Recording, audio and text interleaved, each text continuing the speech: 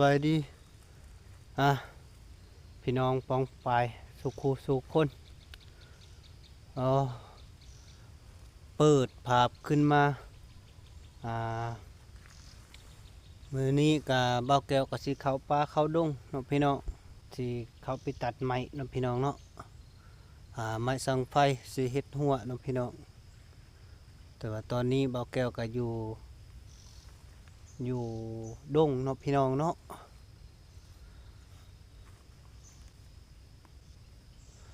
บรรยากาศก็สวยสดงดงามพี่น้องอยู่ป่าอยู่ดงเนาะพี่น้องขอขับทักทายสบายดีผมเอพี่น้อง FC เบิร์ดสู่คู่สู่คนต่างพังไทยพังลาวและต่างประเทศนำเด้อเนาะยินดีต้อนรับขอสู่ซองของเบาแก้วชาแนลคือเก่าพี่น้องเนาะมื้อนี้เบาแก้วกาสิไปตัดไม้พี่น้องเอ้ยตัดไม้สร้างไฟเนาะพี่น้องหรือว่าสิเข้าไปทางนี้ไปเลยเนาะพี่น้องเบาแก้วก็สิตัดไว้เนาะหลังตัดแล้วประมาณทีหน้าก็สิได้มาคนเอาเนาะพี่น้อง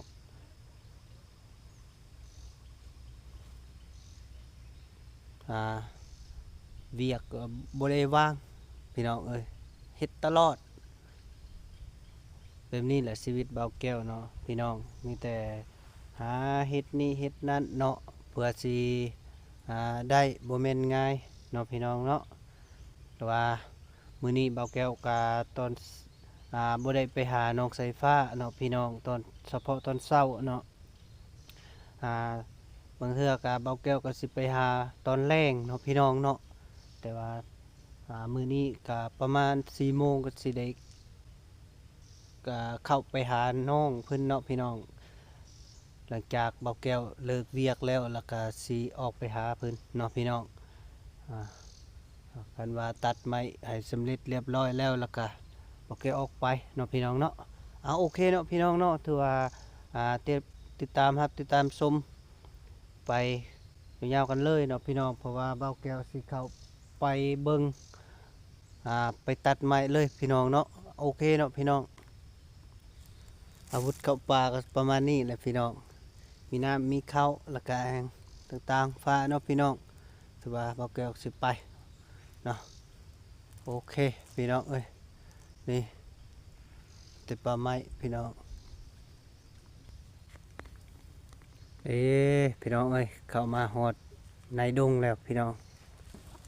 ประมาณนี้เลยพี่น้องภาพบรรยากาศกะ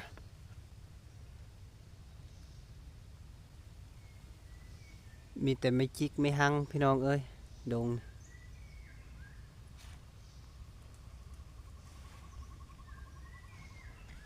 ภาพบรรยากาศมื้อนี้กะสดๆงดงามพี่น้องเอ้ยมื้อนี้ก็บ่ได้ล้มเนาะพี่น้องบ่ได้หนาวปานใดเนาะถือว่าพออยู่มื้อนี้เนาะ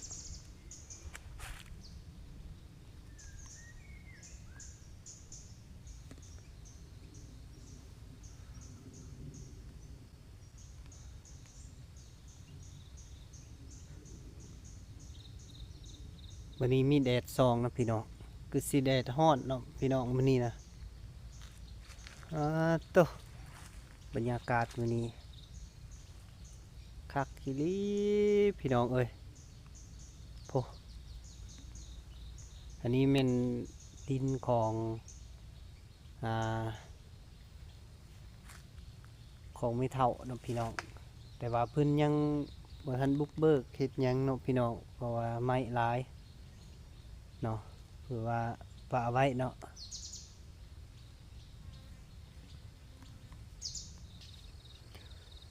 โอ้ยพี่น้องย่างมากอะหอดทุ่งนาของเบาแก้วแล้วพี่น้องนี่ทุ่งนาโคกเนาะพี่น้องเกี่ยวเรียบร้อยแล้วพี่น้องเอ้ยมาหอดทุ่งนาไม้แดงเนาะพี่น้อง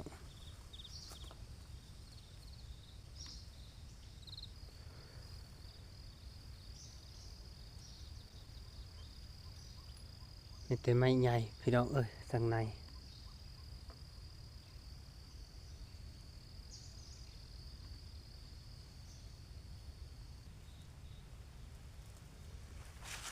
โอ้ยหยางกา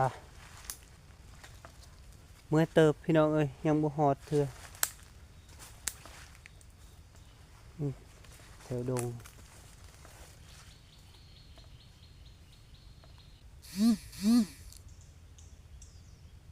เอ้พี่น้องเอ้ยโอ้ไม้สังไฟกะฮานบอนเบาแก้วสิไปตัดเอามี2 กอนะพี่น้องได้นี่ต้นไม้นะพี่น้อง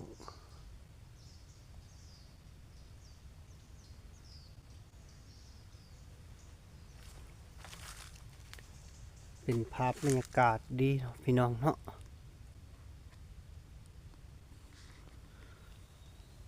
มาฮอดแล้วพี่น้องเนาะนี่ก่อไม้สังไฟอ่าที่เบาแก้วที่จะตัดเนาะพี่น้องกะต้นกอนี้แล้วก็มีกอนั้นเนาะพี่น้องนี่เบาแก้วที่ตัดต้นไม้นี่แหละไม้สังไฟนี่แหละพี่น้องเอ้ยแต่ว่าเบาแก้วที่ตัดกอนี้ก่อนเนาะ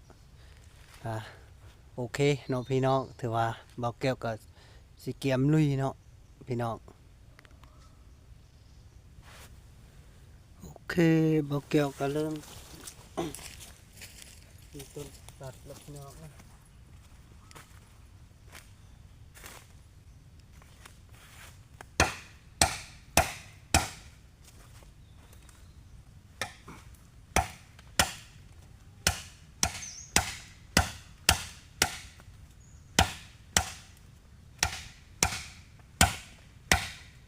ตัดลำอีกพี่น้อง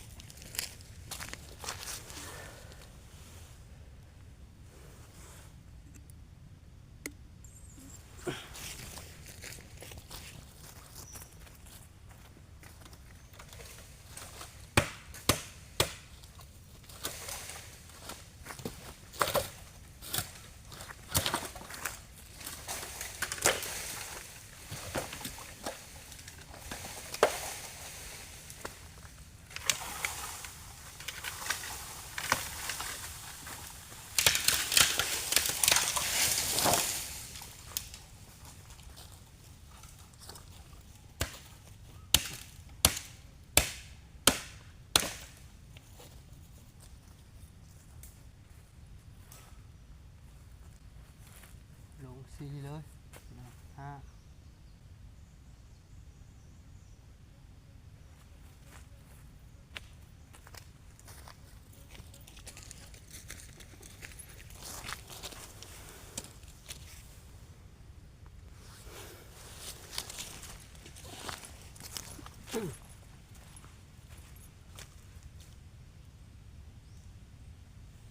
หลังนี้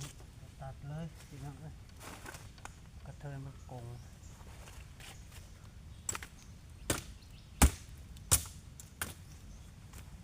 ตัดหลังนี้ก่อน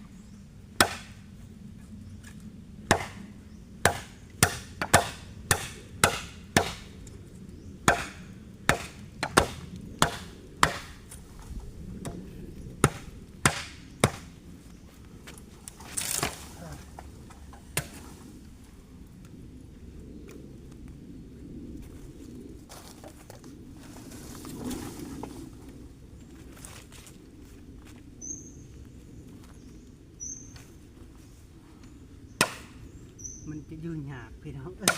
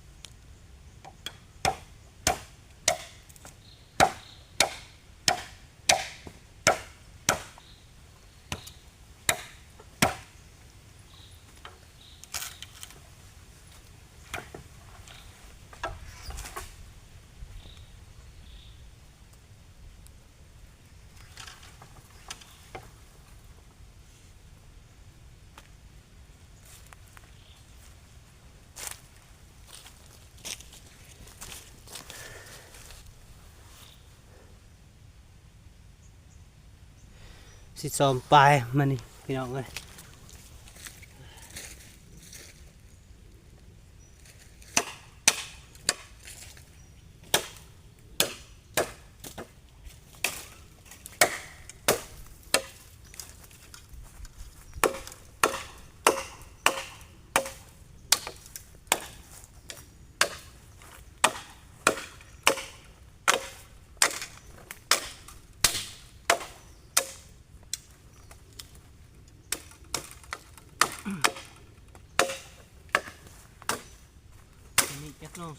อยู่ในใดเนาะพี่น้องเอ้ยเบาแก้วก็หอดขึ้นทุกจ่อยอยู่แล้วพี่น้อง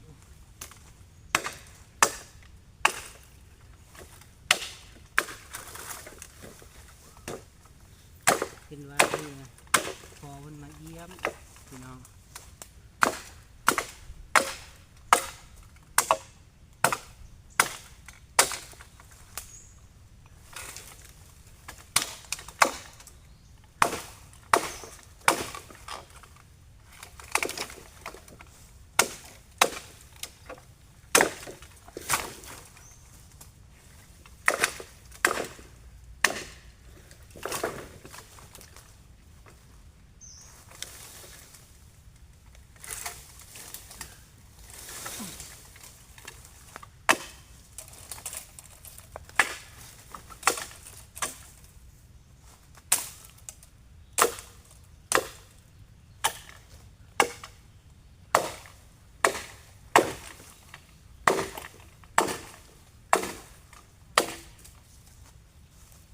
โอเค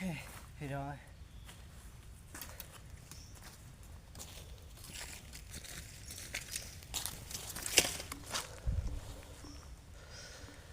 โอ้ยพี่น้อง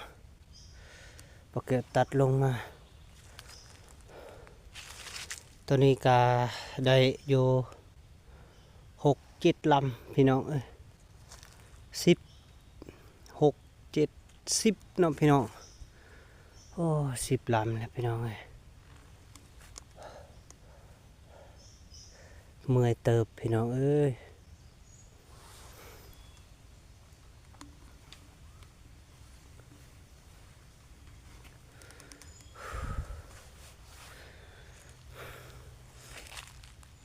เอาเนาะพี่น้องผ่านการตัดไม้ของเบาแก้วก็จบลงนะ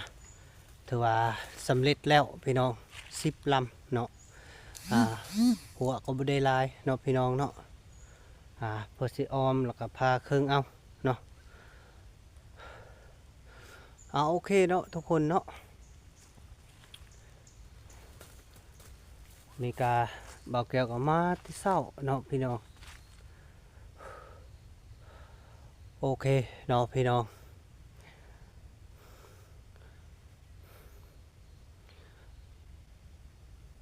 เอาเนาะพี่น้องถือว่าคลิปของเบาแก้วก็โจไว้สำนี้ก่อนเนาะคนติดตามขั้นตอนต่อไปเป็นจะได้เนาะทุกคนนี่ก็ขออวยใส่อวยพรทาง FC ที่ฮับเบิ่งฮับชมเนาะขอให้อยู่ดีมีแห้งสุขภาพเข้มแข็งเนาะทุกคนถือว่าคลิปของบ่าวแก้วกาสิจบลงเท่านี้ไว้ก่อนเนาะพี่น้องเนาะโอเคเนาะพี่น้องเนาะ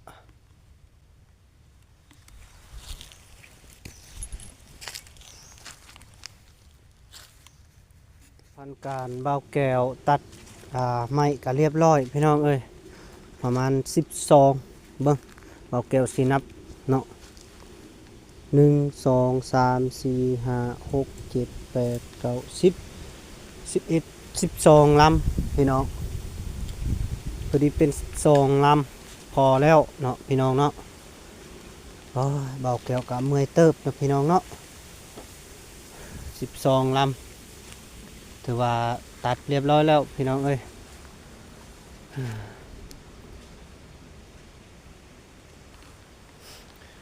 โอเคเนาะพี่น้องเบาแก้วตัดไม้เรียบร้อยพี่น้องเอ้ยสำเร็จได้12 ลำพี่น้องถือว่าพอแล้วเบาแก้ว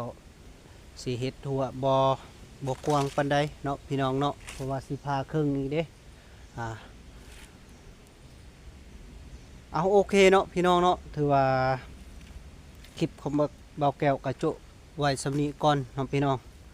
ถือว่าขอฝากกดไลค์กดแชร์กดติดตามช่องของเบาแก้วชาแนลคือเก่าพี่น้องเอ้ยแล้วก็ FC ผู้ฮับเบิ่งฮับชมขอให้อยู่ดีมีแห้งสุขภาพเข้มแข็งเนาะโอ้ยเนาะพี่น้องคือว่า เบาแก้วกำลังจากสิคนใหม่นี่เมื่อแล้วแล้วก็จักสิได้คนหรือบ่พี่น้องคือว่าสิโจะไว้ของอ่าทิศหน้าพุ่นแหละสิคนเมื่อเนาะพี่น้องแต่ว่าเบาแก้วสิเมื่อแล้วก็ประมาณตอนแรงก็ยังสิไปหาน้องสายฟ้าคือเก่าพี่น้องเอ้ยโอเคเนาะพี่น้องอ่าคลิปเบาแก้วก็จบลงเท่านี้ก่อนเนาะขอให้ทุกคนอยู่ดีมีแฮงเด้อเนาะขอขอบใจ